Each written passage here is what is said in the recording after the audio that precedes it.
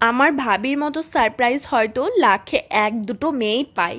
হেই so hello everyone, এত তাড়াহুড়ো করে মায়ের বাড়ি যাচ্ছি তার কারণ আজকে দাদা আসছে বাড়ি। হ্যাঁ, আমার দাদার বিয়ের 1 মাস পরই চলে যেতে হয়েছিল, মানে অক্টোবরের লাস্টে বিয়ে হয়েছিল আর নভেম্বর মাসটা বাড়িতে ছিল, দিয়ে ডিসেম্বরের প্রথম দিকে আবার চলে গিয়েছিল। এখন মে মাসের লাস্ট দিক করে ছুটি করেছে বাড়ি আসার জন্য। আর সবথেকে ইন্টারেস্টিং বিষয় হলো দাদা যে বাড়ি আসছে এই কথাটা ভাবিকে বলতে বারণ করেছিল আমার দাদা, কারণ সারপ্রাইজ দেবে তাই। আর এইবার বাড়ির পরিস্থিতি খারাপ থাকায় দাদাকে এয়ারপোর্ট থেকে আমরা আনতে যেতে পারিনি, গিয়েছিল আমার বোনপো আর আমার খালাতো ভাই।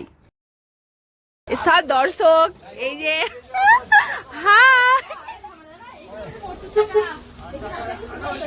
আর আমি ভাবির রিয়াকশনটা দেখবো বলেই কিন্তু ছুটে ছুটে চলে এসেছি বাড়ি থেকে। আর কিছুক্ষণ অপেক্ষা করার পর দাদার গাড়িটা এসে গেল, গাড়িটা দাঁড়াবে খামারে গিয়ে, তাই আমরা সবাই খামারেই যাচ্ছিলাম। সবাই তো পৌঁছে গেল আগে, আমি কেন ছুটতে ছুটতে গিয়ে পিছনে পড়ে গেলাম বুঝতে পারছি না। এরকম অবস্থাটা আমার স্কুল লাইফে হতো, ছুটা খেলার সময় সবাই দেখতাম এগিয়ে গেছে অনেকটা দূর আর আমি যেখানকার সেখানেই রয়ে যেতাম। এই ভিডিওটা দেখার পর আমার স্কুল লাইফের কথা মনে পড়ে গেল। যাই হোক, বাদ দাও সেসব কথা, এখন কেড়ে ফেলবো আমি। তোমরা দেখলে ভিডিওটাতে দাদা কি সুন্দর একটা বুকে বানিয়ে নিয়ে এসেছে ভাবিকে দেবে বলে। আর এই দেখো মায়ের ব্যাটা এসেছে বলে মা ব্যাটা কি সুন্দর চুমু চাটি খেয়ে আদর করে দিল। আমার মাও আমাকে আদর করতো, যখন আমার নতুন নতুন বিয়ে হয়েছিল মায়ের বাড়ি থেকে শ্বশুর বাড়ি আসতাম তখন আমার মা আমাকে এরকম ভাবে চুমু চাটি খেয়ে আদর করে পাঠিয়ে দিত। এবার দেখার পালা আমার ভাবি কতটা সারপ্রাইজ হবে। ভাবি এখন দরজা লাগিয়ে শুয়ে আছে, টেরও পাইনি দাদা কখন ঢুকে গেছে বাড়িতে।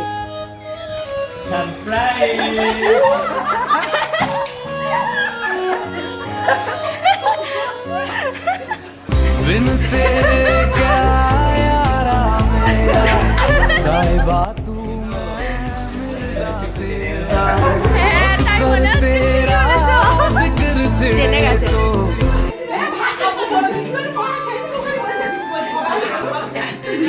আমরা চলে এলাম আর ভাবি আগে থেকেই জেনে গেছে।